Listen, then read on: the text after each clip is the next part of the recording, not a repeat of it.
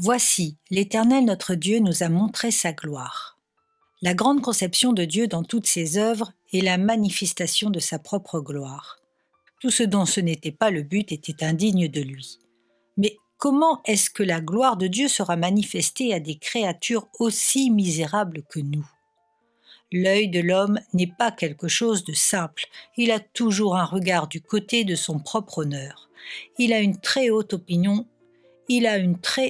évaluation de ses propres capacités et il n'est donc pas qualifié pour apercevoir la gloire du Seigneur.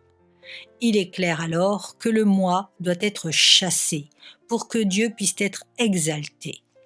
Et c'est là la raison pour laquelle il amène souvent son peuple dans des passages étroits et des difficultés de façon à ce qu'étant conscients de leur propre folie et de leur faiblesse, ils puissent être conduits à parfaitement apercevoir la majesté de Dieu lorsqu'il vient pour travailler à leur délivrance. Celui dont la vie est un sentier charmant ne verra que peu la gloire du Seigneur, parce qu'il a peu d'occasion de s'analyser et donc peu d'aptitude à être rempli par la révélation de Dieu. Ceux qui naviguent sur de petites rivières et dans des criques peu profondes ne connaissent que peu le Dieu des tempêtes. Mais ceux qui sont fréquemment sur les grandes eaux sont plus enclins à s'émerveiller.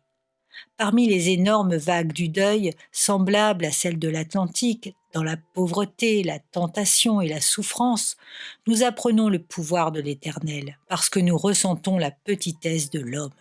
Remerciez Dieu alors, si vous avez été conduit par une route rugueuse.